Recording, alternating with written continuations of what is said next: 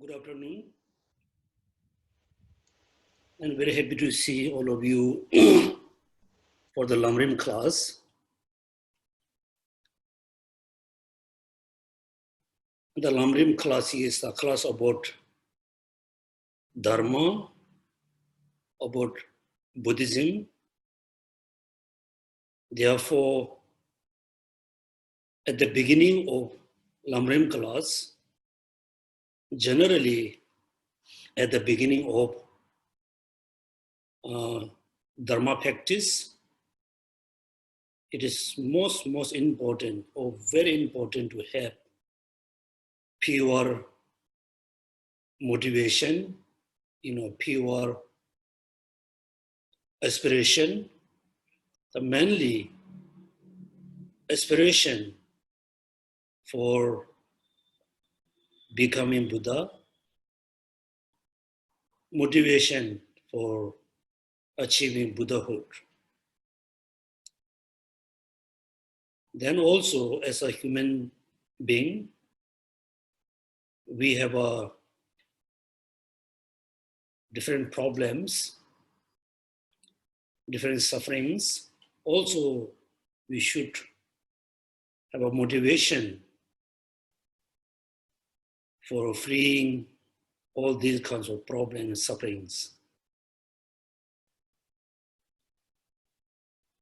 So before we actually cultivate the motivation, everybody have to be very relaxed. Physically, everybody sit comfortably. Then you can have a drink. Also, it is so important to be mentally very relaxed. In order to have the relaxing mind, first everybody meditate on the breathing. Just your mind follow with your breath. Also, you need to feel, you need to sense that the air is going from here all the way to your lungs, around heart, in and out. They slowly bring down around the belly, from the belly all the way to the nostril, from the nostrils to all the way to belly. Also, you need to feel the air is going in and out, in and out. And sometimes you can just stop and hold. Then the third steps, and you bring the breath all the way down to, below the belly button, all the way, around your private parts. Then also need to feel the air is going all the way down, all the way up. And someday you need to hold, fully breathe and hold.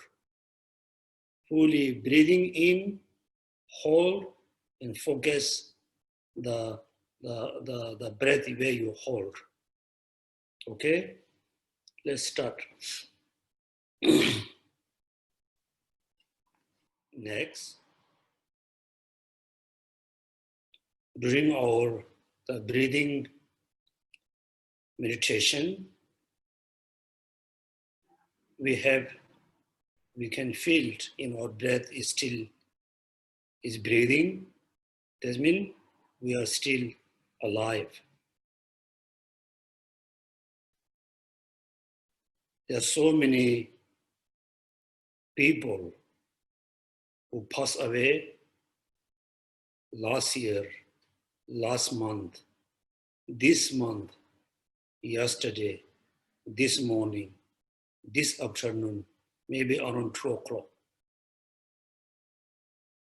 So we are very fortunate, we're still alive. We still have a time to live. I don't know how long, how many years, we still have energy to move around, to think about, to feel something. Therefore, the rest of our life, rest of our energy, time, everything we put into use in a good way. We use our time, energy, body, mind to practice the Dharma. Among the practices of Dharma, the best practice is the practice of bodhicitta. When we practice bodhicitta for 10 minutes, then we can feel it immediately. Our mind becomes very peace, very calm. When our mind calm and become very peaceful, then the place where we live also become very peaceful. It's a temporal benefits. Also, when we practice, when we cultivate bodhicitta, the next few hours, there's no way the anger arises very strongly.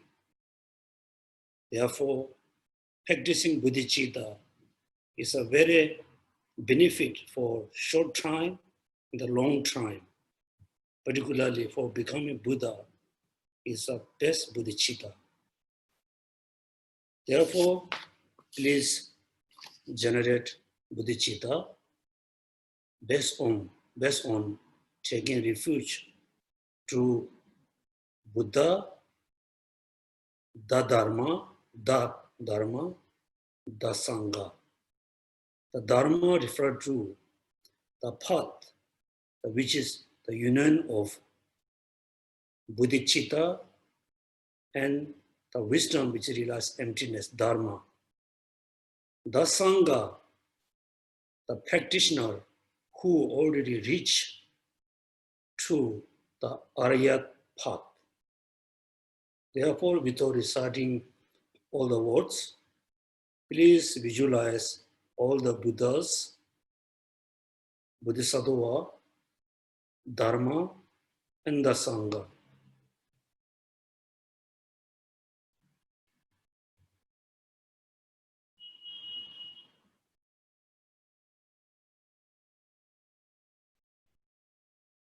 Not just, only taking refuge, also we ourselves must have a strong aspiration to become Buddha, to practice the path, become the Sangha. In order to become Buddha, we need to cultivate bodhicitta, we need to realize emptiness, we need to practice great compassion. Therefore, first, we everybody together generate bodhicitta. Visualize all sentient beings in samsara having so many sufferings and problems. In order to them free from sufferings, strong aspiration, strong mind, wish to be Buddha.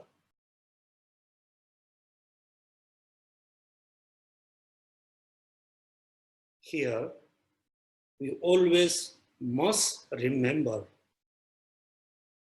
achieving Buddhahood, free from samsara, realizing emptiness. It is very much depend on study Dharma, practicing or meditation on Dharma. Among the meditation, the best meditation is meditation on emptiness with the bodhicitta. Second, please meditate on emptiness, selflessness. Simply, you just think all phenomena arise, exist, come being to exist, only, merely, dependently, only exists dependently, arise merely, dependently.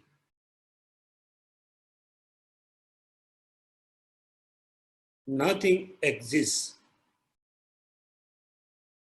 independently. Independently. All phenomena exist dependently. Therefore, all phenomena are empty of independent entity.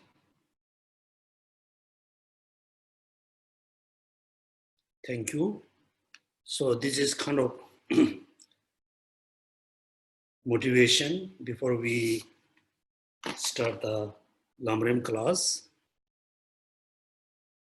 In the past, for few study classes, we spend time about practicing 6 perfections.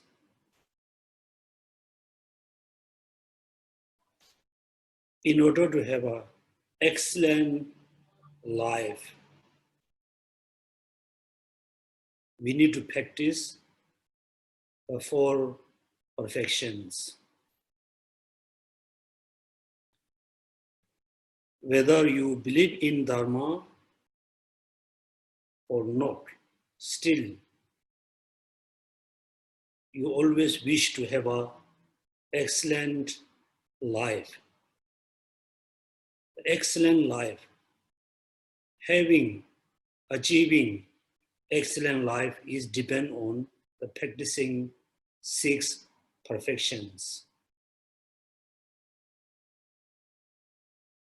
If you only have a 4 perfections, practice of 4 perfections, if you have only the 4 perfection practices, then there's no guarantee you can be free from the afflictive emotions. You can be free from anger and attachment and desire. Therefore, based on having the 4 excellence through practice of 4 perfections, then we need to practice the last 2 perfections. Here, we really need to know the meditation is very important. If you practice generosity excellently, if you practice ethical discipline excellently, practice patience excellently, have the best joy, perseverance, but there's no guarantee your mind is not go under control of all the negative thoughts. Therefore, next we need to practice the meditative concentration. The meditative concentration helps us to reduce, to minimize the negative thoughts. Still, we need to practice wisdom. Still, we need to realize emptiness. Otherwise, we can be happy for short time, maybe many years. At the end, all the negative thoughts arise again within our mind. When the negative thoughts arise, then we know our action, any kinds of actions become very unwholesome actions. Unwholesome action always bring an unwholesome result. Also, we study in order to fulfill our own aim, which is the cessation, the liberation. We need to practice 6 perfections. In order to fulfill aim for other, we need to practice the 6 perfections. Therefore, when you think about tomorrow, I will practice Dharma. Tonight, I will practice Dharma. You should not only think about recitation, chanting, mandala offering, doing prostration, offering incense and flowers. Not only this kind of, you must think. First, I do the prostration, making offering, offer incense and light. Then you really need to go the actual practice of Dharma, which is great compassion, bodhicitta, plus the 6 perfections. So next we need to study, the order of the 6 perfections. Page number 111. The order of arising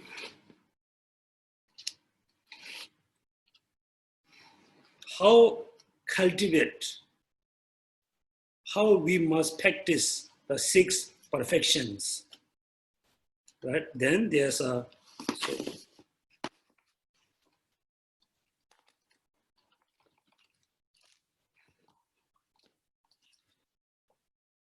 order of arising, the order of how we cultivate 6 perfections.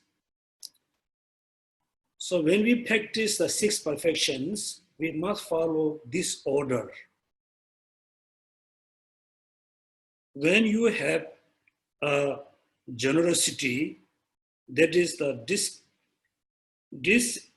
dissented in the unattached to the resources, right? So when we practice the generosity, then we won't have really attachment towards anything. That means we are free. Our mind almost free from attachment towards our belongings, attachment towards our families and friends, attachment towards our position, our name. So why we need to practice the non-attachment, detachment? In the previous, then said there's a true condition. They are never be transcendent. They never let us free from suffering, which is attachment. Attachment towards like the home, attachment to resources.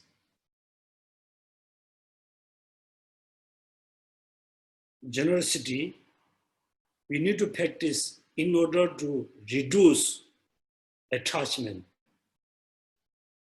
When we are quite good, detached, don't have a lot of attachment, then you take up ethical discipline.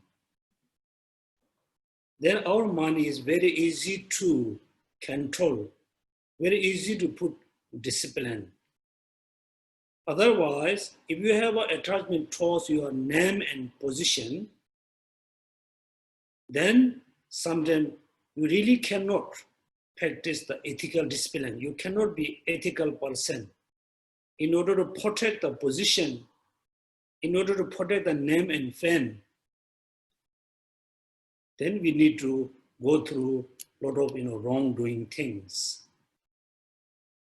When our mind is free from attachment, then your ethical discipline always be very pure. You must remember the order, and you must practice the sixth perfection, according to the Lamrim.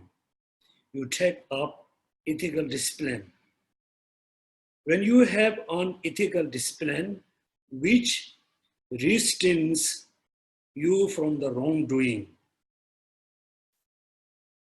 so ethical discipline doesn't mean you just take a vows, and continuously maintain the vows. No, for example, as a lay person, you can take, 6 precepts or 5 precepts. If you have a, perception, you have a vows, not killing anybody. When you think, I want to kill somebody, I want to kill an insect, suddenly you remember, no, I have a ethical discipline, not killing anybody.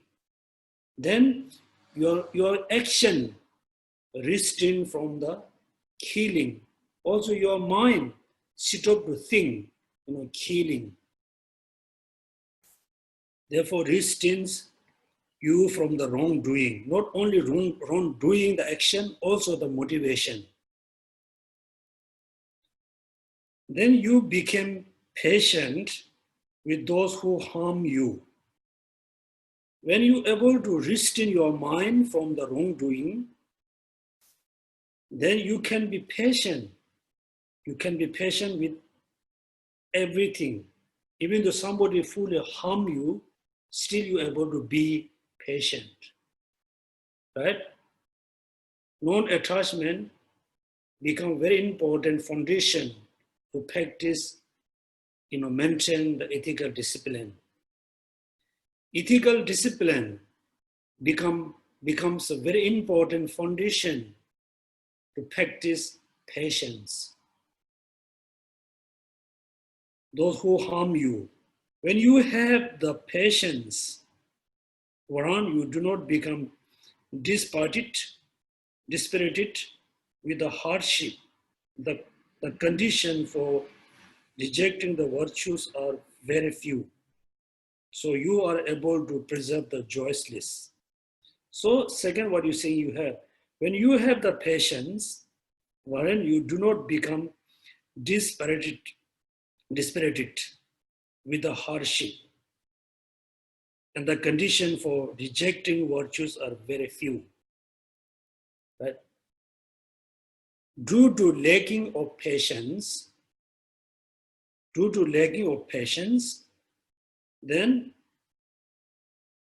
when some difficulty come in our life,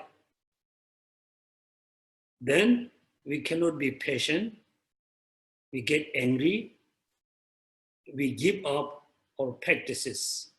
Therefore, it is so important to be patient, every aspect. Even though when you cook good food, you have to be patient. Otherwise, the food become, half cooked, half non-cooked. In order to maintain your friendship with somebody, with someone, still you have to be very patient. Particularly when you practice Dharma, we really need, we really need patience. Relax, be patient, have a long vision, then practice Dharma. Otherwise, morning you try to practice compassion due to different reason, you could not really practice compassion. Then you stop because we don't have enough patience.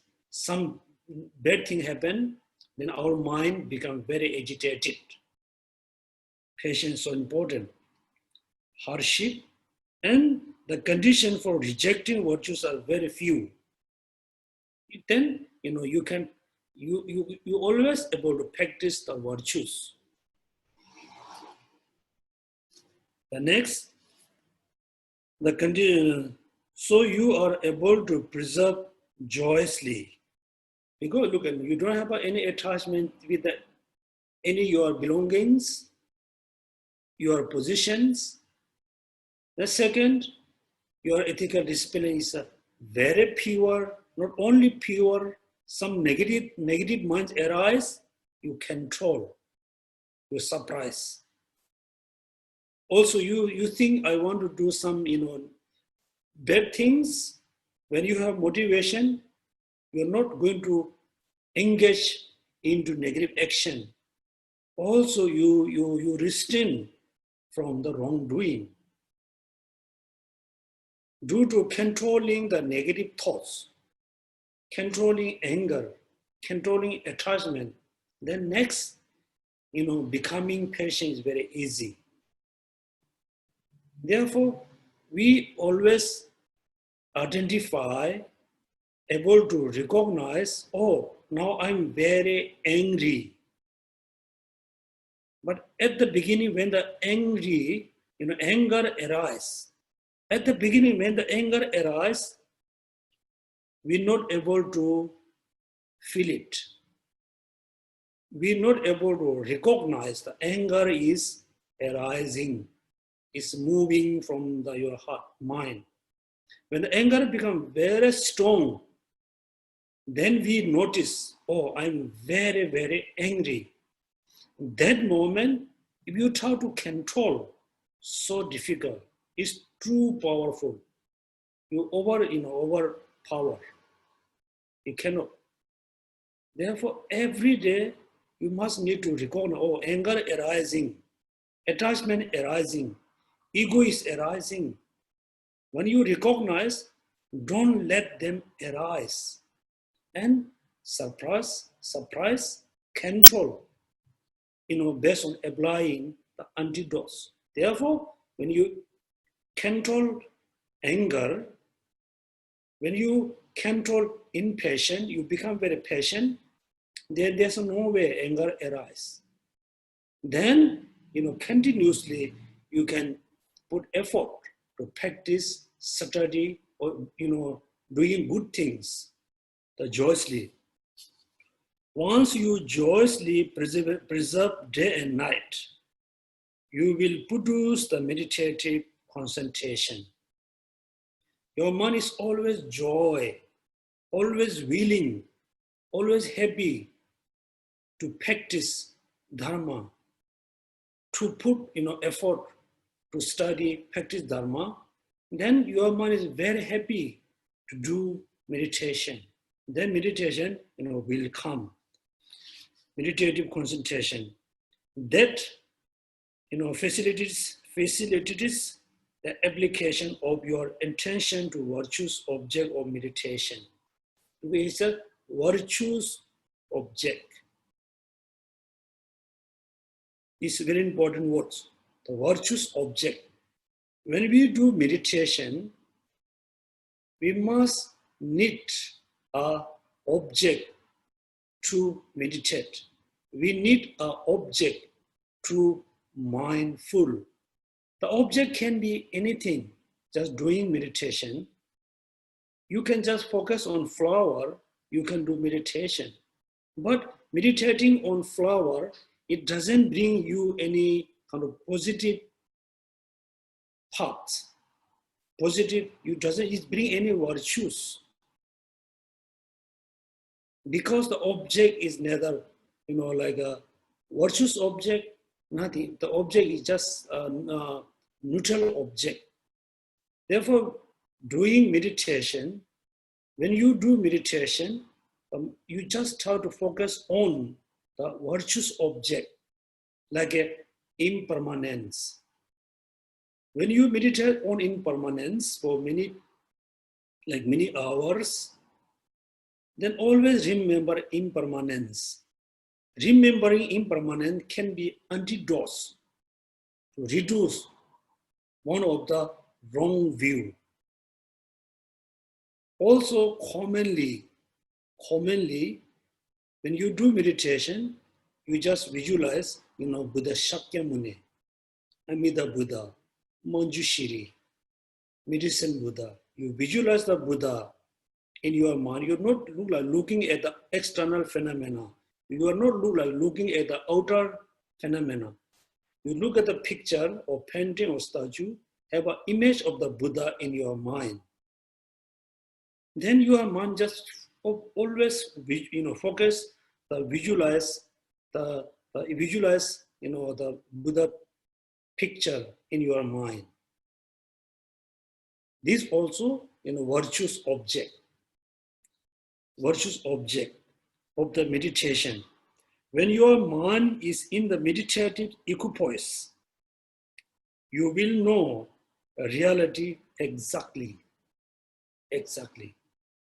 Therefore, in order to identify, in order to realize reality, even though reality is impermanent, you need mindfulness. Your mind have to be very mindful. It looks like, having mindfulness, it looks like you are looking at a very clear water without waves. If there's no waves on the surface of water, the water nature is very pure, very clean. If there's no any waves, then you can see things in the water very clearly. Clear? Therefore, it is very important to must have, the intention to the virtuous object of meditation.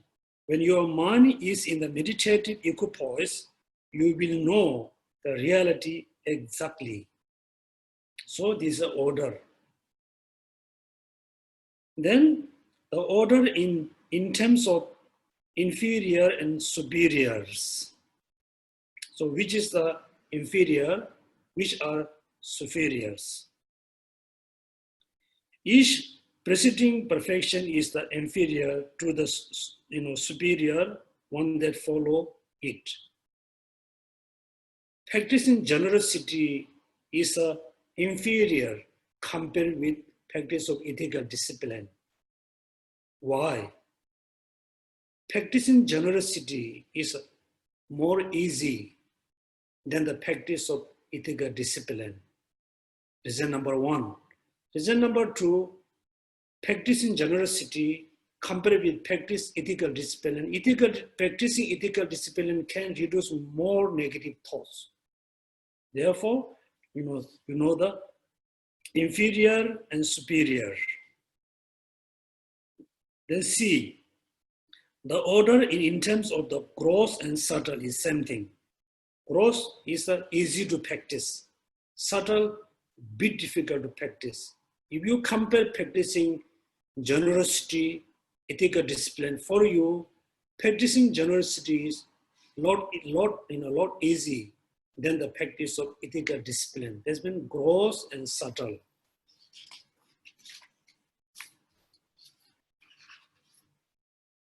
So next page number, we go all the way to page number 114.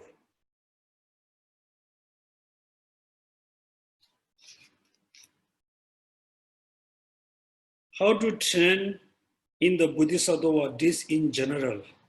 It has two parts. Training in the perfection, the mutual, the qualities you will have when you become a Buddha. So in order to achieve the Buddhahood, in order to mature, the perfection, when it's going to mature, when you become Buddha, then the sixth perfection completely matures. Number two, training in the four ways to gather disciples. They help others to mature. As a bodhisattva, they always practice the 6 perfections and the 4 ways to gather disciples. 6 perfection. A. Training in the perfection that mature the quality you will have when you become a Buddha. Training in the perfection that mature the qualities you will have when you become a Buddha has 6 parts. That means 6 perfections. Then how to train in the perfection of generosity among the 6 generosity, right?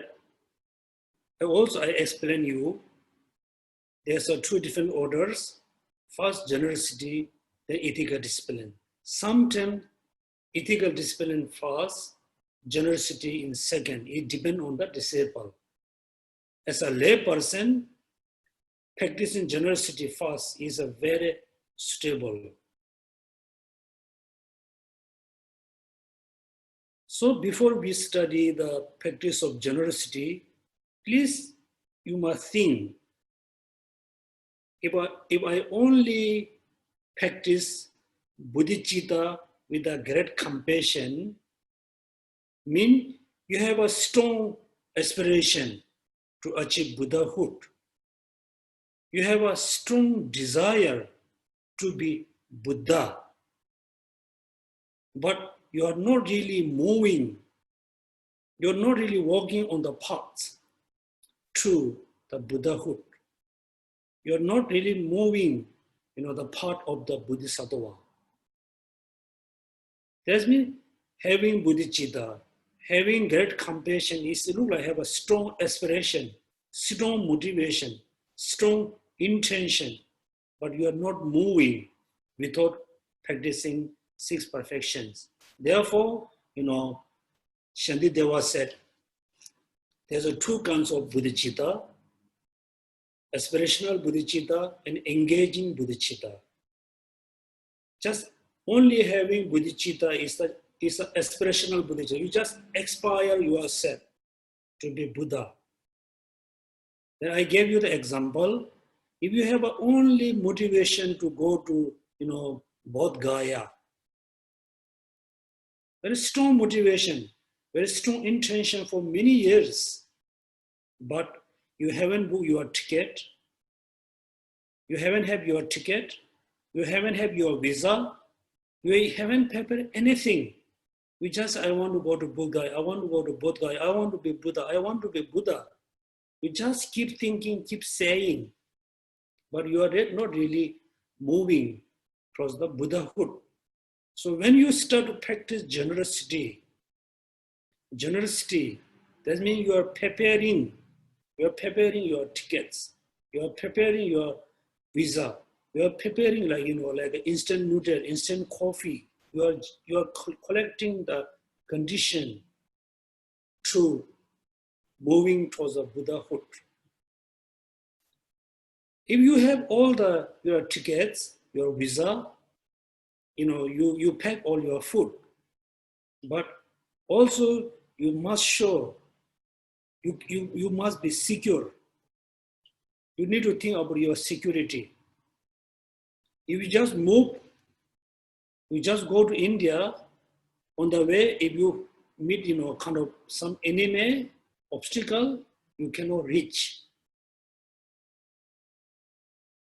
Securing your life, securing your journey to Bodh Gaya is really practicing ethical discipline. Clear? Ethical discipline. Yes, you completely, you are very prepared. Also, you are sure, you are okay, you have security, you are very secure, go all the way to Bodh Gaya. But still you need patience. The ticket postponed, the aeroplane delay, the aeroplane postponed to next day, next week, next year. You have to be patient. If you lose patience, your security, your preparation not bring you to all the way to Bodh Gaya. You need a patience. Then yes, you have everything. You are very sure about your security. You are very patient. Still continuously, you need to put effort. You need to move. You need to pack. You need to go to airport. You need to go to the luggage claim area. Bring your luggage. Put on the car and bus. You constantly, continuously need an effort. If the effort is not joyful, then you're not going to put in effort. Then joyfulness, joy perseverance is continuously you need an effort. If you are not, then you are not mindful. Then someday you forget your tickets, someday you forget your bag, someday you forget your passport. You are not mindful. Then also you are not going to reach to Bodh Gaya. You are very patient. You put effort continuously. You are very sure about your security. You are very sure about your the things which you need all the way to Bodh Gaya. If you are non-mindfulness, in between can happen anything. Yes, you are very mindful. You always think about, do I have my passport? Do I have my ticket? Do I have my luggage? My security is okay. Look around, everything is okay. Everything is safe or not? Yes, you are very mindful. If you don't have a wisdom, which is right, which is wrong, also it becomes big, obstacle to reach to Bodh Gaya. Therefore, in order to continuously move all the way to Buddhahood, we need to practice the sixth perfection completely. Right? So here you must think, if you don't practice generosity, then I always attach. My mind always attached to something. Right? So for example, if your leg ties with the rope on the pillar, you can move certain distance, then you need to come back. You cannot go far away because your mind attached with your belongings, your resources, attached somewhere. Therefore, you can see in your friends, someone is very attached to the family, particularly attached to their relatives, the sibling or relatives and children. The person cannot go much abroad. They don't want to go anywhere. They want to see in Singapore. They always want to stay in Singapore, stay with their family. They don't want to go anywhere because their mind is totally attached, tied with the families or job or position. If they go just few days and come back. Therefore, if your attachment, you practice Dharma, but then you need to give up the practice of Dharma because of attachment. Therefore, you always must think after bodhicitta, first, I need to practice generosity in order to reduce attachment, in order to reduce the grasping towards something, someone. Then you can be free from the attachment. Free. Therefore, next there's three parts. How to trend in the perfection of generosity. There's four parts. What generosity is. How to bring the development of generosity. The division of generosity. The summary. These are the same for the rest of the five perfection. So we have been talking about generosity. Also, many people say, please be generous. Practice of generosity is very good. But many people who had been doing, the action of generosity, they don't know what does mean generosity. Also, we have been saying, we have been telling to our friends, practice generosity is good. Be generous. But we don't know the meaning of generosity. Therefore, next, what generosity is? Then there's a quotation from the bodhisattva level says, what is the nature of generosity? Nature not referred to the emptiness. What is look like generosity? What does mean generosity? It is the intention accompanying bodhisattva, disinterested, non-attachment to all their positions. There's two parts. Part one, it is the intention accompanying, no need to worry about bodhisattva, disattachment. Accompany, then non-attachment. We are not bodhisattva. It is an intention accompanying and non-attachment toward all their position and their body, and motivated by this. First, intention. Intention company mean first you have intention to giving away. Not just have intention, the thing which is you going to give away, you should not have a attachment, a non-attachment. This is talking about the motivation.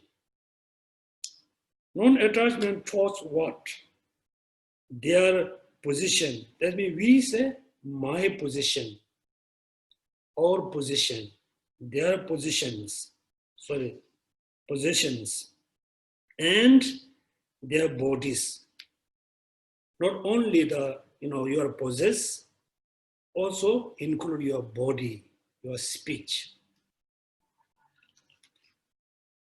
And motivated by this, what?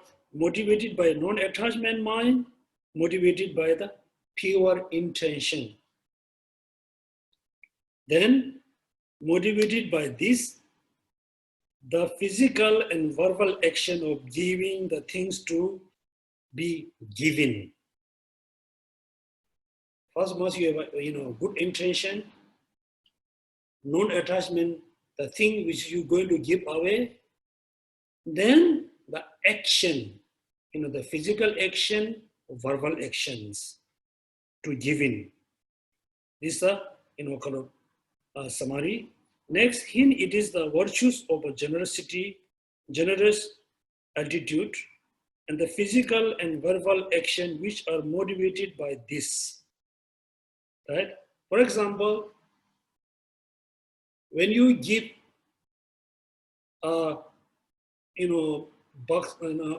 like biscuits to the birds, to the fish, to the people, you are giving. Whom giving? You are giving. I am giving the things. How we should give?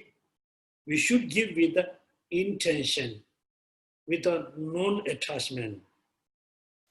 Right?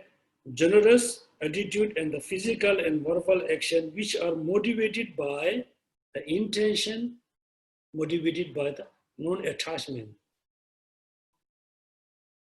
When you are giving something, that moment, if you have an attachment, if you have a clinging, the things which you're going to giving, then it look like, generosity, actually no, actually not.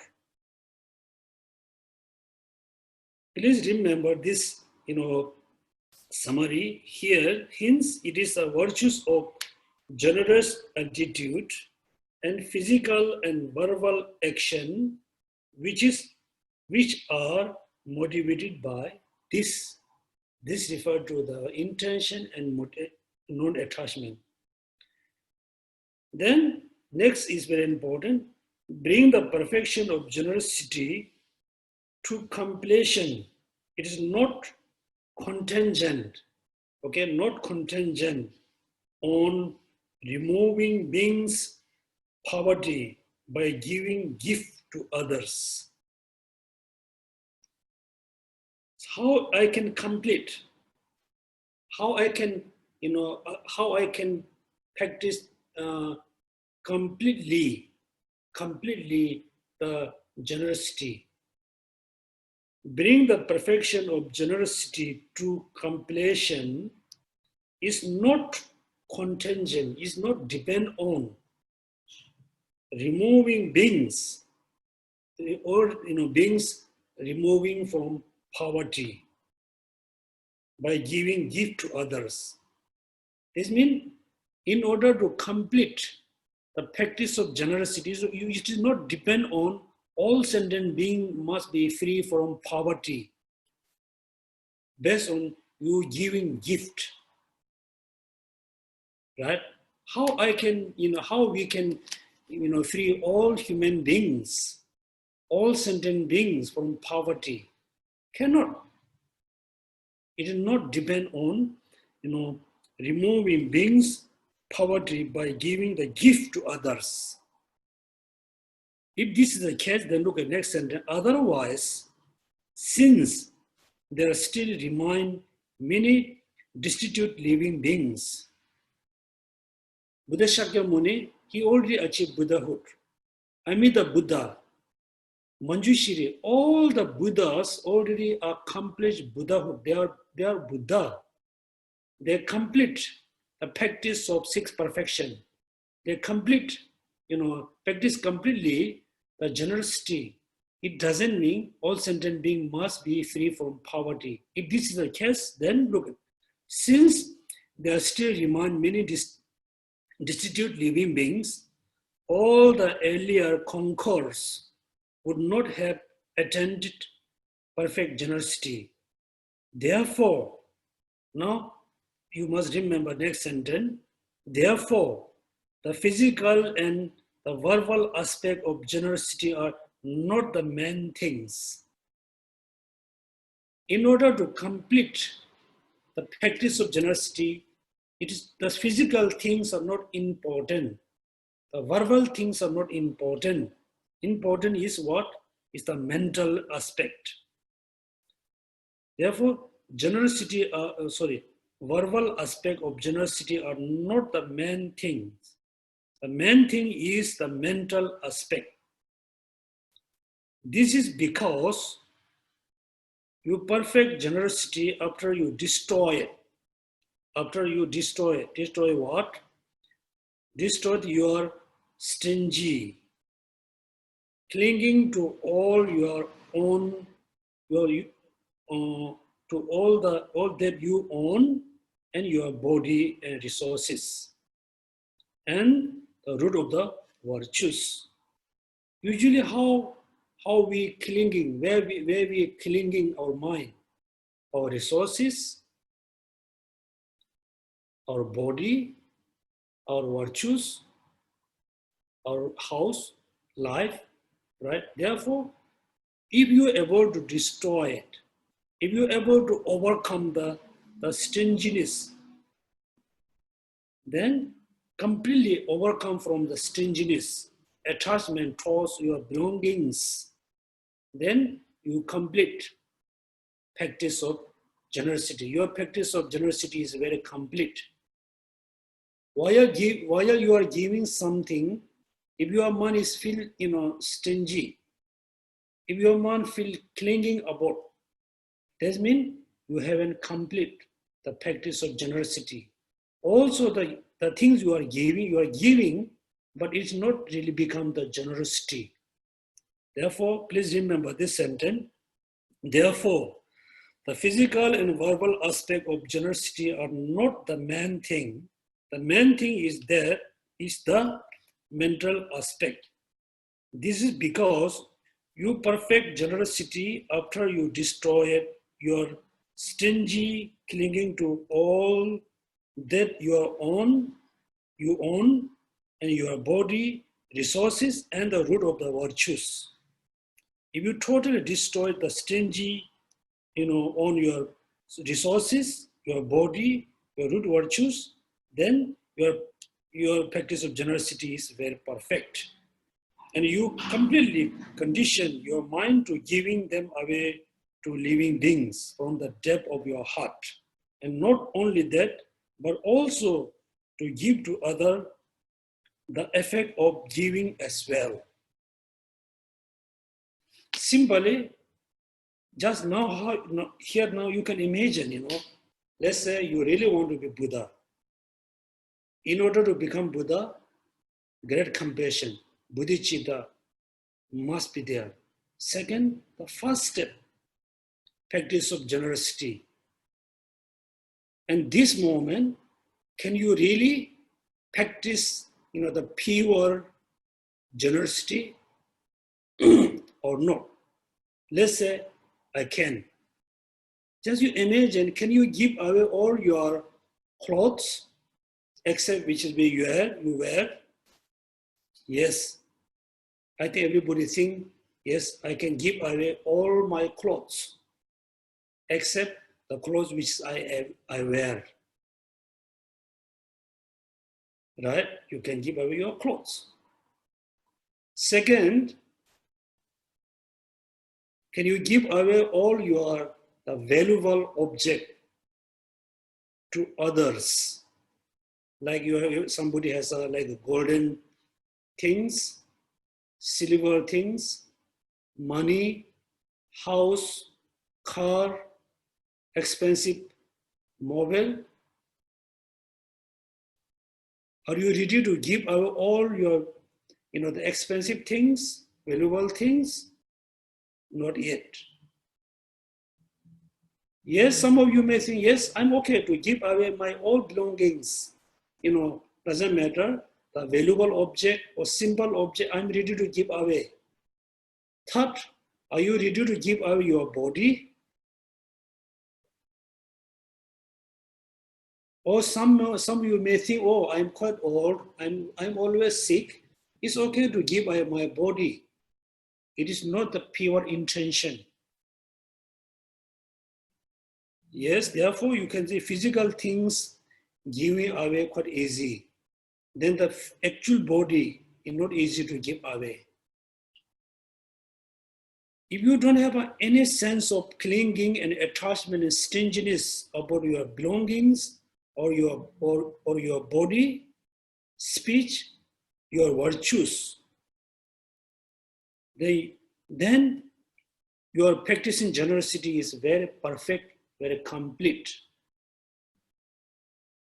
Practicing generosity is complete or incomplete. It is not depend on how much you giving away. No, it depends on how much you able to reduce your stingy, your clinging on the things, your attachment. Because practicing generosity is the best antidote to attachment, generosity, right? Therefore, it is not just enough to have a knowledge. You must have an experience. You must go with the practical way.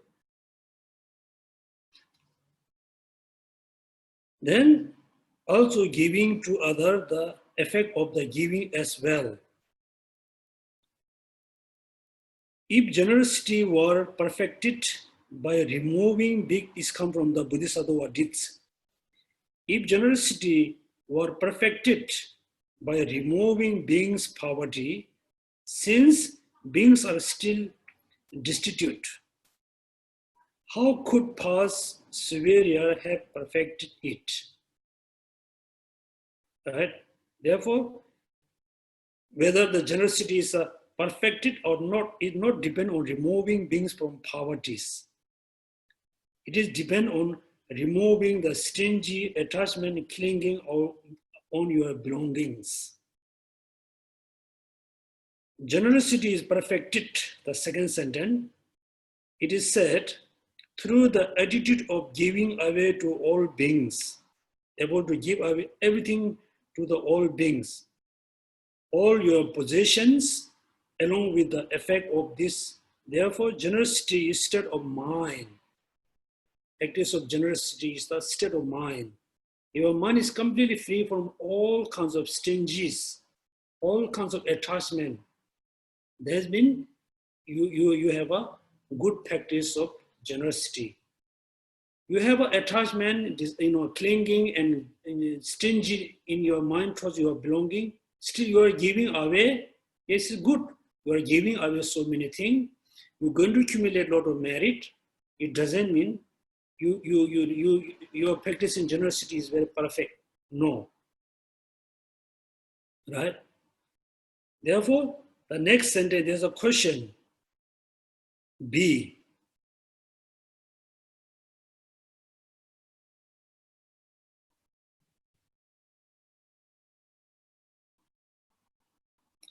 How to bring the development of generosity?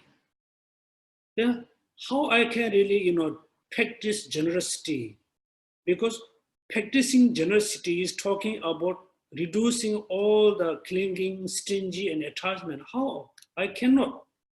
I have an attachment over my body. I have an attachment towards my belongings. I have an attachment towards my own virtues. I have an attachment towards my relatives, my country. How I really can give away everything? I cannot. How I must have this kind of mental attitude? How? Then look, simply destroying all stinginess in regard to your body and resources is not the perfection of generosity. For stinginess is the include within the attachment, and so even the two kinds of Hinayana Arhat have totally eliminated is along with the sixth. Within the sixth perfection, perfection, generosity is not just only simply destroying all stinginess regard to your body and resources is not perfection of generosity. For stinginess is included within the attachment. Stinginess is included into attachment. Because when you have attachment, the stingy always come. You cannot give away, you cannot give much. Because the attachment really, the stinginess is based on the attachment. One attachment destroyed. No more attachment, this means no more stinginess. Therefore, even though two kinds of Hinayana, this means we have two kinds of Hinayana path. Hinaya hearer path, Hinaya solitary realizer path. When they follow the path, there's are two paths, that means there are two arhats. Both arhats, have totally eliminates eliminates attachment, stinginess with the it sits. So it doesn't mean they also practice generosity with the six perfections. So what is the required to complete, to practice completely the generosity? Then is that you not only clear away stinginess, the tight-fitness, which prevent giving things away, but also that you develop from the depth of your heart the intention to giving away to other all your possession. For this you have to meditate on the faults of the holding on the things and the benefit of giving them away. I shall. That means not only reducing attachment and stinginess, what you need to requirement is you develop from your depth of your heart the intention to giving away for others, giving away to other for others. Right? Then how the two arhats reduce attachment? No, they didn't reduce attachment based on giving away to other. They mainly reduced attachment applying the antidotes of attachment. Therefore, now you can see differences between Bodhisattvas and the Hinayan practitioner, how they reduce attachment. So how we can reduce attachment? For this, you have to, let's say, we have to meditate on the word force of holding on to the things and the benefit of giving them away. So we need to know, what is the problems? What is the force or mind holding on the things? What is the benefit giving them away? Right? Giving them away. Then there's a lot of quotation. One is from the sutra. These children people are attached. Attached to where? Attached to this rotting body and to this rushing life force, both of which lack independence and are like dream or magician illusions. So we attach to our body is totally rotting, totally look like, it's a totally spoiled body. And our life, rushing life force. That means we have a clinging and attachment our body. But our body is totally rotting. It's very unclean. It's very incomplete. But for us, if we think, our body is so nice, so good, so healthy, no. That's why I told you many times, if you think your body is very clean and very complete, check after not taking shower for 1 month. Don't take shower for just at 1 week.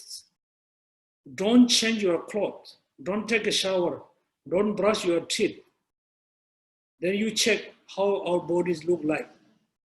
Our bodies look, resources is a sources of, producing all the smell.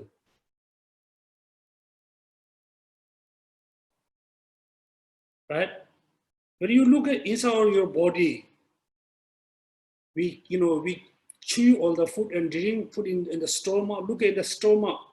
All the food mixed together look like soup. Then go down, then produce the human waste. That means our organs, inner organs look like a big factory, produce urine and human waste and blood. Is there not really essence thing our body totally attached, totally clinging? Second, our life is very rush force. So I've been in Singapore for more than 6 years. So I am 6 years close to my death. Every day, every moment, every second, we are rushing towards our ending of this life. Every day, every moment, we are very close to apart our families, our belongings. If we have a lot of negative karmas, every day, every moment, we are more closer to born in the lower realms. Right? Therefore, this is the rushing life force. Both the body and life both is like independence. Are the like dream or magician's illusions. So therefore, our body, our life is look like illusion. We should not attach too much. We should not clinging on your body. It looks like, illusion. So this unintelligent being do terrible things, falls under the control of sin, and create away the chariot of death, Lord, process to the unbearable hells. Right? Look, we are very intelligent beings, do a lot of terrible things because we have an attachment, we have a clinging, we have a stingy. Then we fall under control of sin. Sin here refers to the afflictive emotions. And create what?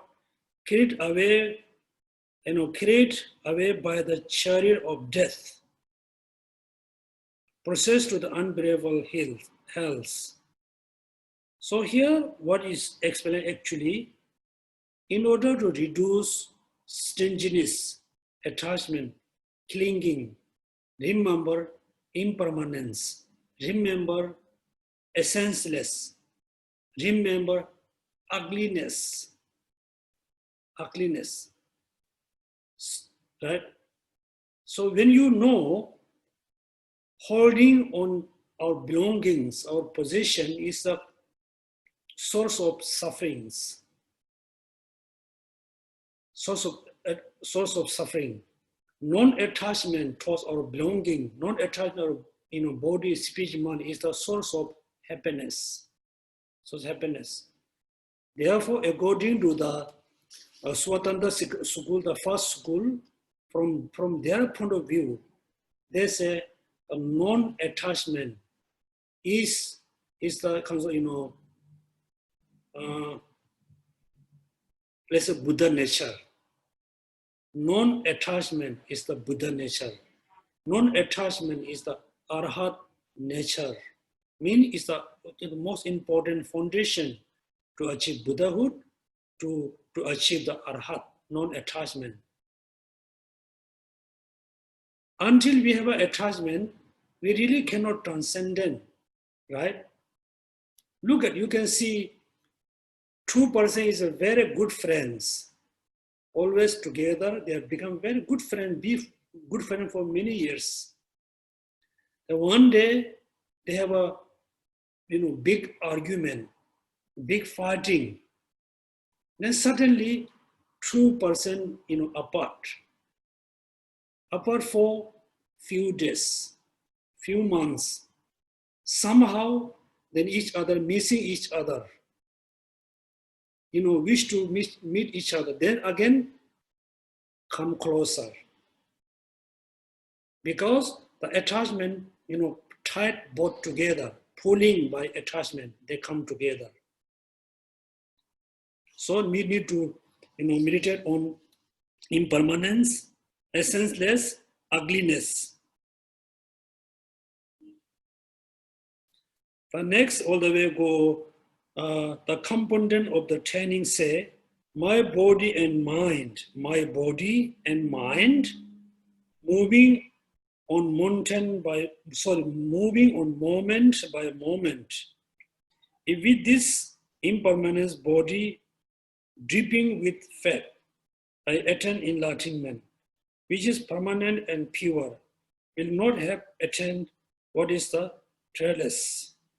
trustless.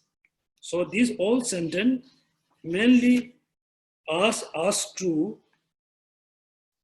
practice impermanence, essenceless, ugliness. So here the look like conclusion.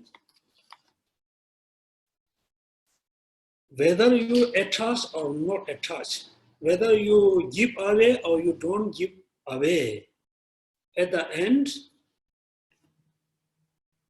without any choice, you have to live away. You have to leave everything behind you.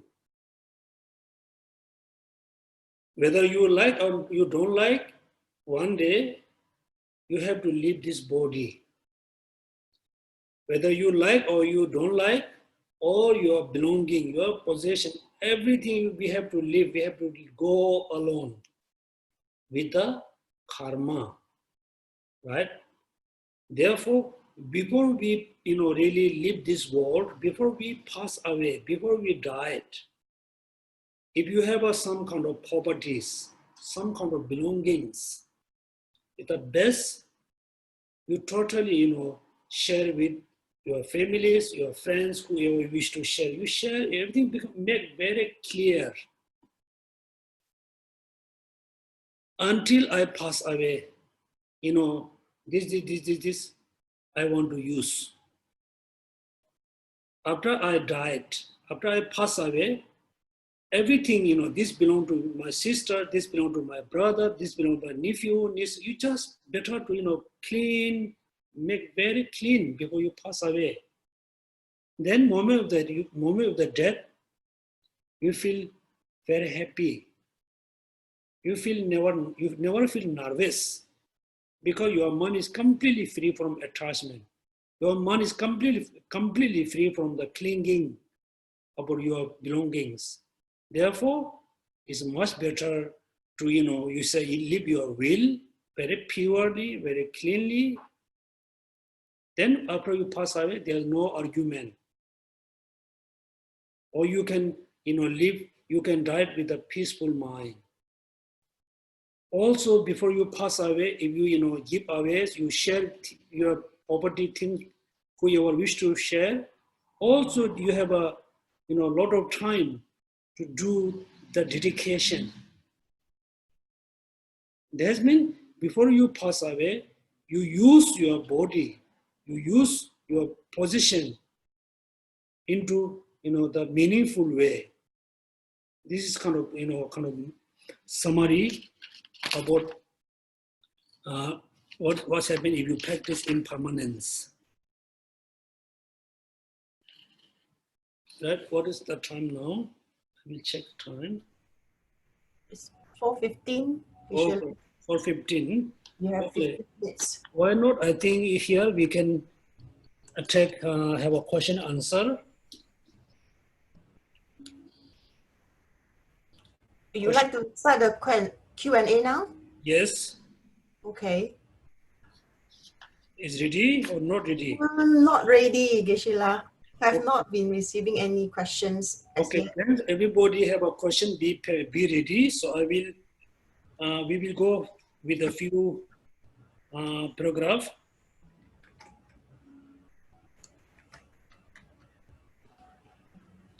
Then page number 117, 117 from the sutra by Buddha.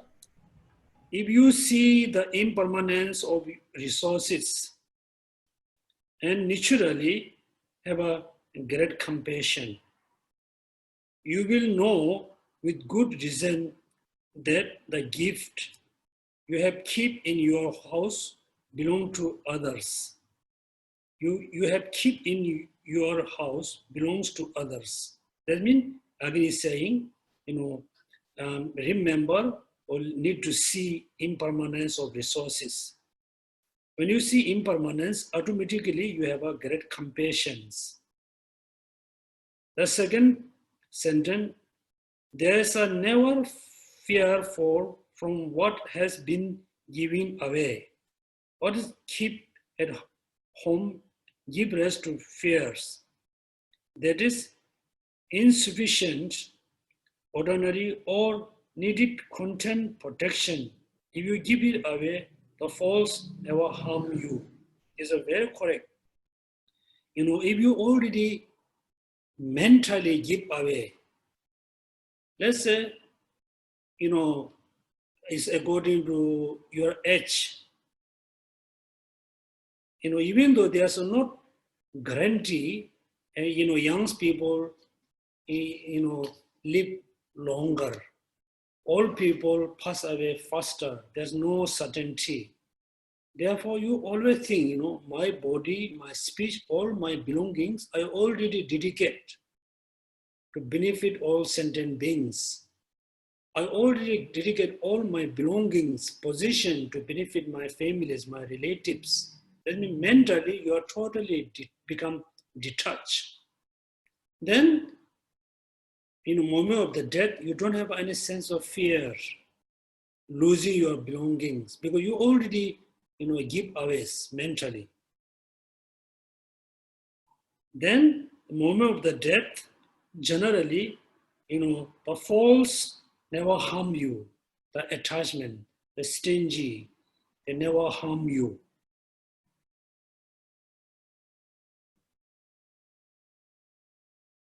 Then number 3, by giving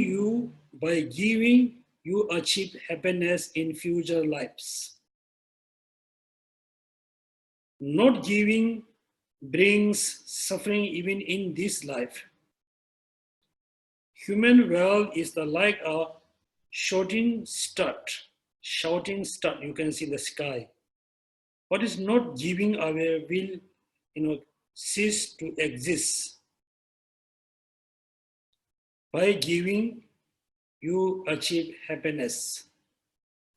Then somebody think, if I give away everything, how I can be happy? I won't have a food and clothes and a house, right? That means not need to give physically. You need, very pure mind to giving away everything. You are ready to giving away everything. That means your mind is completely free from stinginess and attachment. If your mind is free from attachment, non-attachment with anything, you don't have any attachment with your belongings, then you are very happy. Therefore, look at the people who have a very strong attachment with their belongings. The person really needs many locks. Lock your, the iron doors. Then lock the wooden doors. Then there's a like a change. When you go in your room, there's a lock. When you enter your room, in all your boxes has a lock. Because you have a so strong attachment, your belonging. Then you are very worried, somebody will steal something, somebody, take away your things. If you don't have any attachment, then you don't need really lock and lot of keys. That means everything belongs to others, not belongs to you. Short time, you look like like a shopkeeper. You keep things for the short term. Actually, everything belongs to others. If you have a strong attachment, that means everything belongs to you, only you, only you. Somebody touch your belongings, you feel very unhappy, you feel angry. Somebody break the things, somebody take some things, you feel very unhappy because your attachment, stinginess, clinging. Therefore, giving away,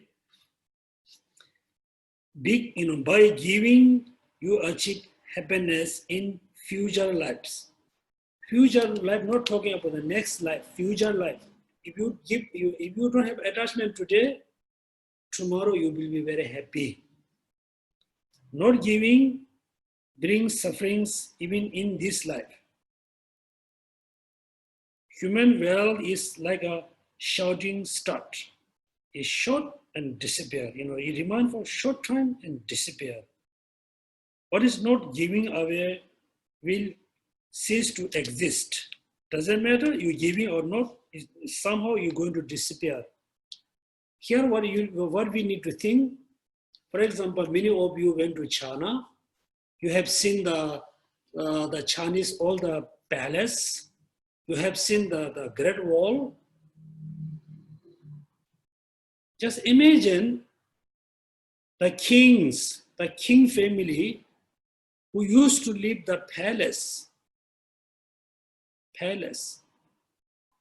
How much sense of fear they have.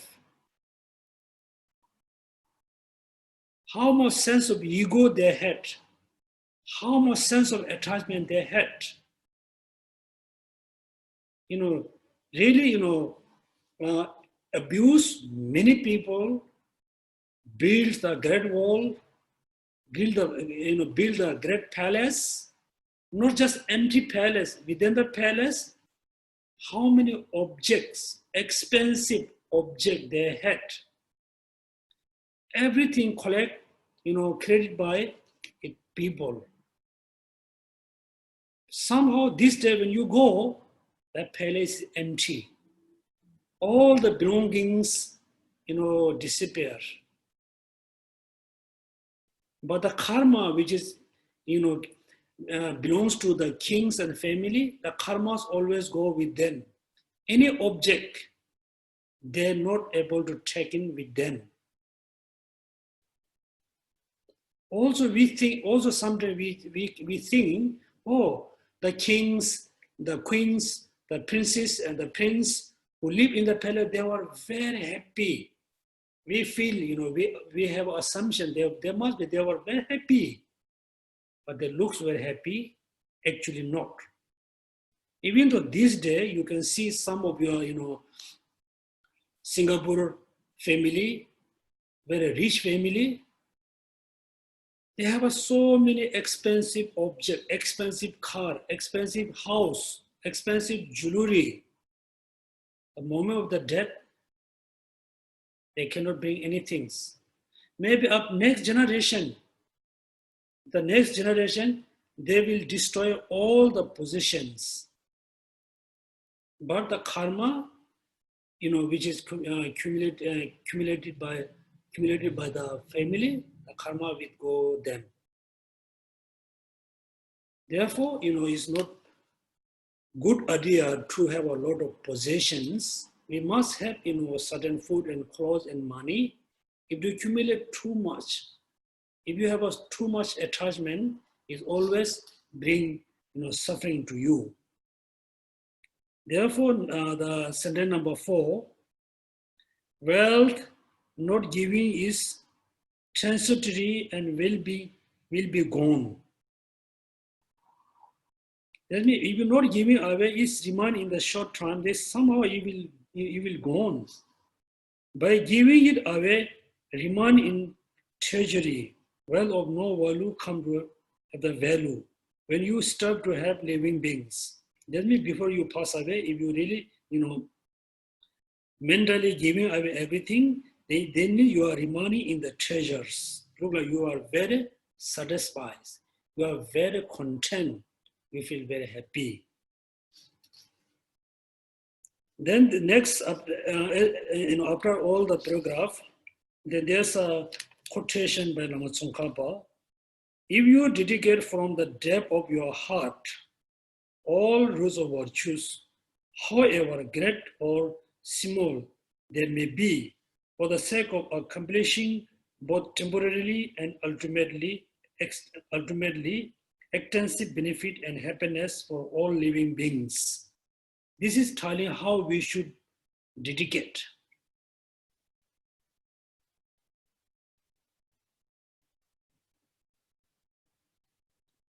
Doesn't matter, the virtues is small, big, great, very, doesn't matter. But when you dedicate with a pure motivation, it can benefit for many sentient beings. Like if you dedicate from the depth of your heart, all the root of virtues, however great or small they may be, for the sake of accomplishing both the temporary and the ultimately extensive benefit and happiness for all living beings, and then give something you obtain merit related to the each living beings. Hence, you easily accomplish the collection of merit. Therefore, it is so important to do. So important to dedicate. Your virtues is small or great, doesn't matter. If you dedicate, for temporarily, ultimate happiness for all sentient beings, that you're going to accumulate merit according to the sentient beings. Dedication. Also, you always dedicate all your belongings. your house, your car, your money, your food, your clothes, your shoes. Just think, everything, belongs to all sentient beings. Everything dedicated to benefit all sentient beings. Therefore, what Shantideva said, I myself, my life is, I completely dedicated to benefit all sentient beings. That means my life, my body is no more belongs to me, it belongs to others. It belongs to other sentient beings. Therefore, they can do whatever they want. They can cut my body because my body is no more belongs to me, it belongs to others because I completely dedicate. I no more belongs to me, therefore other people can criticize me. I don't care, I no more belongs to me. I am already belongs to others, that means all my positions also belongs to others. It no more belongs to you. So here, another important thing I think we must learn, when you give away something to someone, let's say you have extra shoes. You think, oh, I'm using only these shoes for many years. I still can use for many years. I don't think I need, the extra pair of shoes. I mean, I'm going to give it to someone. Doesn't matter whom you're going to give. First, you might have a pure intention. Since you say, okay, this is my extra shoes, I don't want to use, I'm going to give it to you. When the person receives the shoes, since the shoes no more belongs to you, clear? Then the shoes the people can use, the person can use, the person can throw away, the person can sell for you, no matter. You fully dedicate to give it to the person. The shoes no more belongs to you, belongs to the person. Since the shoes, received to the person, received to the recipient, then you no need to worry. Also, many people offer, Buddha statue, things to the temple. Once you offer to the temple, the things belongs to the temple, no more belongs to you. Next time when you go, you should not think this is mine. If you still think this is mine, that means you not fully give it to the temple. Therefore, the things, since you offer to the temple, it belongs to temple. The things you offer to the Sangha community, then things belong to the Sangha community, not belongs to you.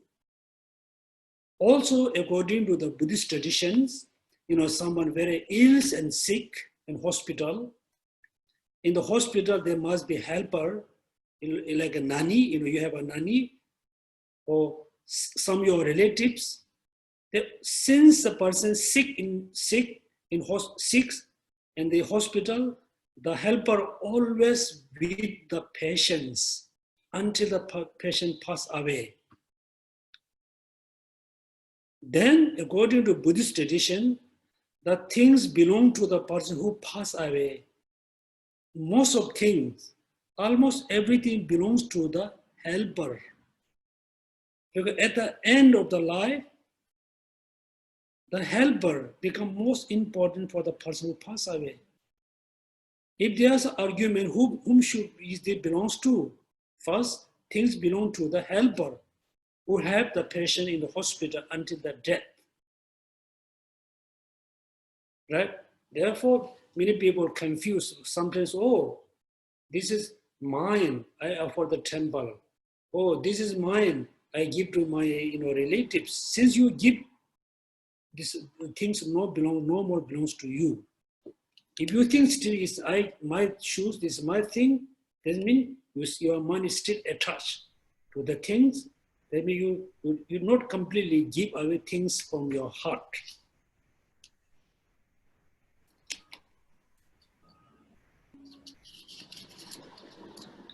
Then there's a sentence, I saw also good to remember from the precious garland,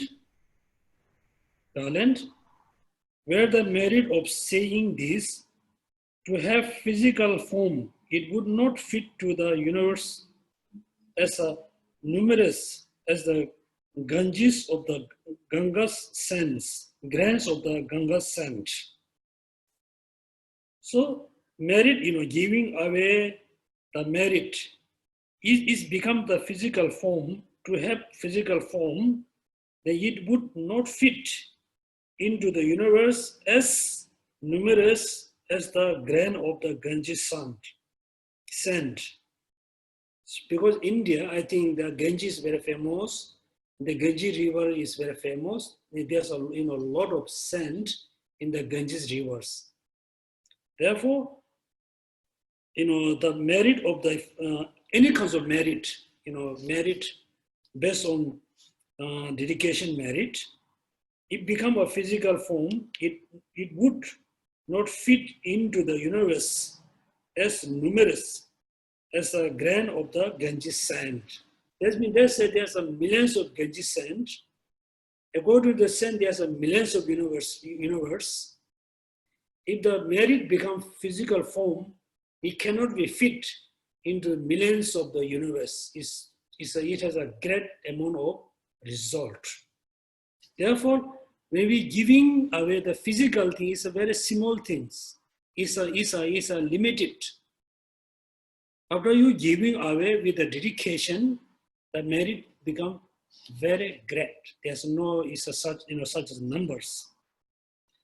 The Bhagavan said this, and this is a logic to it. To expense of the living beings in innumerables, the merit of which to have them is the same. Now how come the merit is a very big amount of number?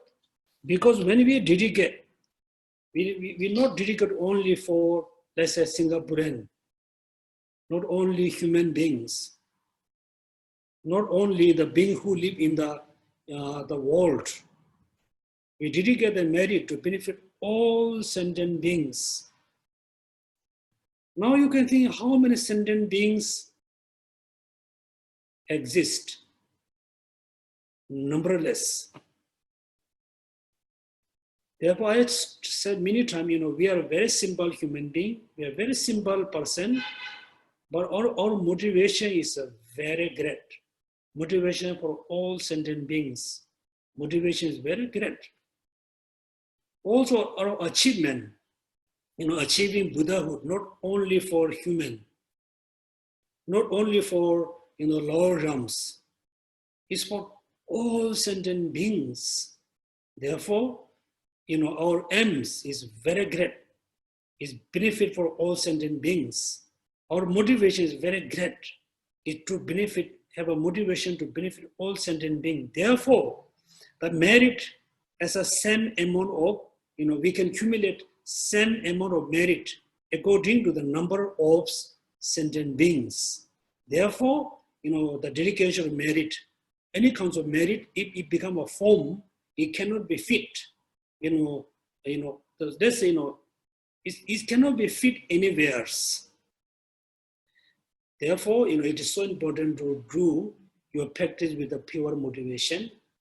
At the beginning, in between, you must maintain the pure motivation until the end. At the end, please don't forget, you dedicate the merit to benefit all sentient beings in general. Then particular, your friends and families. Okay, so thank you so much. So we can have a question answer. If there's no question answer, then we can stop here our class. No question. We have questions, Geshe-la, to read. Yes. So Su Cheng would like to know, what about the food that we offer before we have our meals, or food we offered during prayer? Are we eating food belongs to Buddha then? And is it okay? It's a very good question. Thank you so much. It's also, important question. In the past, when we do Tso offering in TBC in the Gelang, when we were in Gelang, sometimes we set up offering. Some of our Dharma friends, they bought Tso offering, a healthy biscuits, healthy drink. Then they put within the Tso offering. After we offered, they collect themselves. This way, we should not do that. So whatever we bring for offering, we put together, is no more belongs to you. You fully dedicate the Tso to offer to Buddha, Dharma, Sangha. Let's say every day, every morning, every day you offer a piece of mango. It's offered to Buddha. Once you offer, you must think, since now these fruits belongs to the Buddha, belongs to Dharma, belongs to Sangha, not belongs to me. Then in the evening, you must think, I already offer, I will take. When you take, you should not think it's mine. You should take, it's a blessed food. Buddha accept the food and return to you. When Buddha return to you, you imagine you return to you by Buddha, the things belongs to you. Belongs to you. Also, before we eat and drink, it's so important to make offering. Not verbally, you cannot do verbally everywhere. Mentally, before you eat, before you drink, before you wear new clothes, you just offer mentally, then you can use it. That time you should think, I offer the food to Buddha and Buddha fully blessed to my food. Now I'm taking the blessing food, give it by Buddha. First belongs to Buddha, the second belongs to you. Therefore, I told many times, offering is very important. Each time when you remember offering, then you must, every day, every moment when you drink it, you remember Buddha, Dharma, Sangha, bodhisattva, Amida Buddha. It's good. You have a short time to remember Buddha. You can accumulate merit. Also, when you make offering, also you accumulate merit. And also the food and drink which you're going to take, you're also fully blessed by Buddha. It's have a more kind of, energy, become more nutritious. Therefore, it's totally okay. The food you offering to Buddha, you can eat. Yes, first you offer to Buddha, belongs to Buddha. Second, Buddha and bodhisattva return to you to eat. It's okay. Yeah, thank you, Geshe La. Mm-hmm. So, Eileen has a request. Let's turn on to page 115, top paragraph. After you destroy your stingy clinging to all that you own, your body, resources, and roots of virtue, could Geshe La please explain a little bit more about what it means by clinging to roots of virtue, as well as provide some example of how this clinging to roots of virtue may look like. Thank you. Generally, when people talk about generosity, when people talk about, practicing generosity, they always think generous about the physical things, food, clothes, money, house, medicine. They never think you have to be generous about your virtues. Therefore, end of your daily puja, end of your daily practice, you do the dedication. That means you are very generous about your virtues, root virtues. Share with all sentient beings equally. Therefore, because many people have a misunderstanding about practicing generosity, generosity only refers to the giving away the physical things. Here what happened, let's say, as a lay person, let's say before, I am become a monk, but I become a monk when I was I think 10 years old. Even though I didn't know what does it mean monk, I don't know attachment, nothing. My father, asked me whether you want to be monk or whether you want to be married. I want to be monk. Then they sent me monastery, I don't know anything. Traditionally, let's say all of you, I think most of you are layperson. You have an attachment with your belongings, your family, your wife, your children, your position, in the ancient time, your land, your animals, attachment. Then you become a monk. Then you don't have much attachment about your house, your car, your field, your animals, your relatives. But there's very dangerous to have an attachment about your vows, about your practices, about your virtues. That means you reduce attachment with the worldly things. Still you have attachment with your practice, your vows, your virtues. That means still you need to reduce attachment towards your virtuous actions, not only the physical things. Therefore, at the Buddha lifetime, there was a king. His name was King T. One night he had 8 different kinds of dreaming, 8 kinds of dream. One, there's 2 monkeys, they're arguing each other. One monkey tail is attached with the attached with some human waste. All the tail, whole body is very clean, but the tail has a little uncleaning things. Other monkey, whole body is completely sink into human waste. The monkey completely sink in the human waste. He was chasing to the monkey. Oh, you are very dirty. You are very ugly. But he didn't realize his own faults. He criticized the monkey has a very little faults. Then asked this question to Buddha. The Buddha said, yes, in the future, my followers, they won't recognize their own faults. They always pick on small faults of others. Right? Second dream the king had, he saw one monkey is, completely, his body is completely free from the window. His body is completely come out from window, but the tail, it attached with the window. Then he asked this question to Buddha, I saw the dream, what does it mean? Then Buddha said, in the future, after I pass away, many bhikshu and bhikshuni, they renounce from the house, the lay person life. But still, they will attach with their practice, clinging with their view.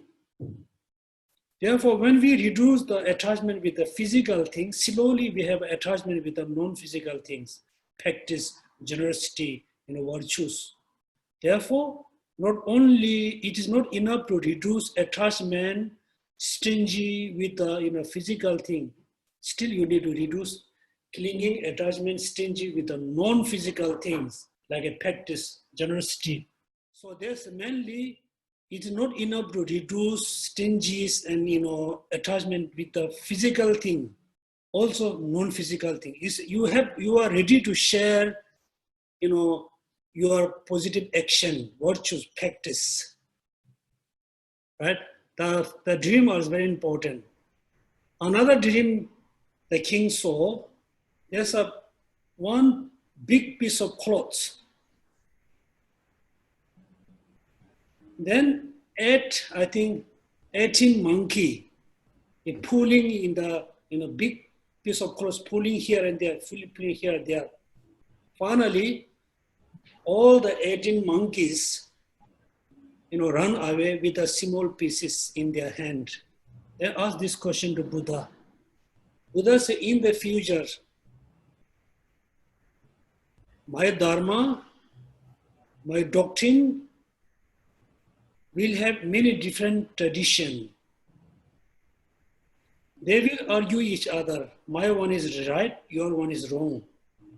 But everybody has a, my dharma, my practice.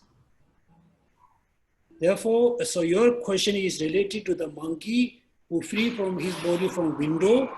The tail is still attached to the window. Yes. Next question, please. Yes, Geshe-la. Sikim has questions. Yes, Geshe-la. I'd like to know your view about this. There are some who says that when afflictions arise in your mind, all you need is to watch it. No need to apply antidote. Because when it's like you are watching a river already and you're not in the river. Mm-hmm. So you're not carried away in that sense. So you do not create like karma. Mm-hmm. All you need is to watch your mind. So that's their kind of assertion. So what do you think of that? I know this is many masters says, even though I think one of the famous Goenka who teach Vipassana in Burma, slowly I think Thailand, also India, also many masters says, when anger arises, you watch. Also, even though the Mingyur Rinpoche always asks, when you do meditation, anger arises, you just watch. This is also truth. When you watch anger, you just, I'm angry. Where's the angry now? When you watch, the angry is going to disappear. It's a very temporal method to reduce anger. That means how long you can watch. Anger arises, watch, disappear, arises again, watch, disappear. These are very simple methods to control your thoughts. It is not the ultimate, way to reduce negative thoughts. What Buddha said very clearly, the methods, the antidotes I teach you to remove the attachment, it cannot reduce the anger. The methods I teach you to remove anger, it cannot remove the attachment. The methods I teach you to remove ignorance, it can remove everything. Yes, therefore we should not think, it's just enough to watch the mind. It's the best antidote. No, it's a best method to reduce for temporarily, but it will come back again. For example, let's say you have a strong enemy. Right now, let's say India and China has a very with strong tension. Then this watching each other not enough, right? Indian army watch the Chinese army watch the army. How they can watch? How many years they can watch each other? Finally, they need to get the solution to solve the problem. Therefore, only watching anger is not enough. You need to get the root, get the proper solution. Get it from the root. Watching is not enough. It's a good, but it's the ultimate methods to, free from attachment, anger, ignorance. Yes. Thank you. Welcome. You want to say anything? One more from Charlene. She would like to know, is there a mantra to purify the offerings before eating? Okay, yes. In the comment is where it says Om Ahum. Om Ahum. Hum purify the impurity. It transforms the offering into nectar. Om multiply the offering. This Om Ahum is a best mantra to purify the food, whatever you're going to offer. Therefore, before we offer, according to our tradition, we say first Om Ahum. they recite the verses. Somebody first recite the verses. At the end, there's a Om Ahum, Om Ahum, Om Ahum. Even though every morning when you offer, light, incense, water, whatever you say, Om Ahum, Om Ahum, Om Ahum means purify, transform into pure or nectar, and multiply as our oceans. Yes, Om Ahum is the best mantra to purify the offerings. Not only purifying and transforming and multiplying. Okay, next question, please. Sorry, Geshe, I don't have questions coming in. Yes. From the students. Okay. Yeah. Then, at the end, I really rejoice all of you and really thanks to attend the Zoom class. At the beginning, I felt, teaching Zoom is very strange for me. It's totally new for me. Slowly, then I noticed it's a good, because many people can attend the class. Also, people who ever attend the class, they can sit very comfortably. And TBC, we have a very small space, everybody stay very squeezedly. And also, it really saves a lot of time. Even though somebody coming from Malaysia, Woodlands, even though from around the airport, they have to drive 1 hour, somebody driving 2 hours, driving back to 2 hours is a lot of waste lot of time.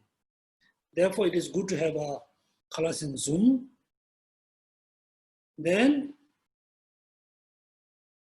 I tell you, many times, my responsibility is just explain and teach you. Your Dharma knowledge, you're practicing, not 100% depend on me. 20% depend on me. 80% depend on you. I have a less responsibility. You have a lot more responsibility. Therefore, all your children, when they return from school, they have many homeworks. Therefore, look at, life is too short. Our life is so busy. We don't know when we're going to die. We don't know how long we have to go. Therefore, if you have a little free time, study Dharma, practice Dharma, try to be a happy person, try to reduce all kinds of negative thoughts, free from, all kinds of nasty things. Then I really hope, through the Zoom class, I hope, your Dharma knowledge is become more better, more clear. And also, I really, really hope all of you practice, apply the Dharma in your daily life, every day. If you don't want to practice, if you're not happy to practice, only happy to listening and study, then you should not study Dharma. Better to go around, just in the park, go around the park, have a coffee, have a like a drink, just enjoy. If you really want to practice, then study, then attend the class. Otherwise, there's no much point to just listening. Finally, what you're going to be? You're going to be like collector. You just collect. No any changes, no good. Therefore, I request all of you to practice Dharma as much as you can. Try to be a happier person. Try to have a less negative thoughts. And thank you so much. And tomorrow is our Independent Day. And I said, when we celebrate Independent Day, we must remember the people who put a lot of effort to Singaporean independent country. Many people put a lot of effort. Many people give, life to have independent. So we remember those people and we rejoice, or we dedicate the merit to benefit those people. And also, always you remember you are very lucky to be born in this country, have all this, opportunity, have all the security. So Therefore, always remember the people who put a lot of effort for the independent, then have a happy independent days. And your country and me, we are same age. Me and your country, we are same age. That's nice, yeah. Okay, at the end we do the dedication, without reciting chanting in English. First, we dedicate the merit for becoming Buddha, who benefits all sentient beings.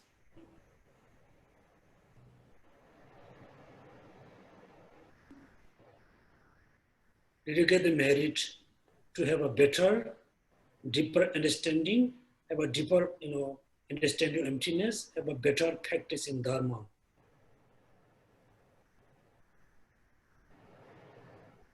And dedicate the merit to benefit all sentient beings and all your relatives, friends, and family.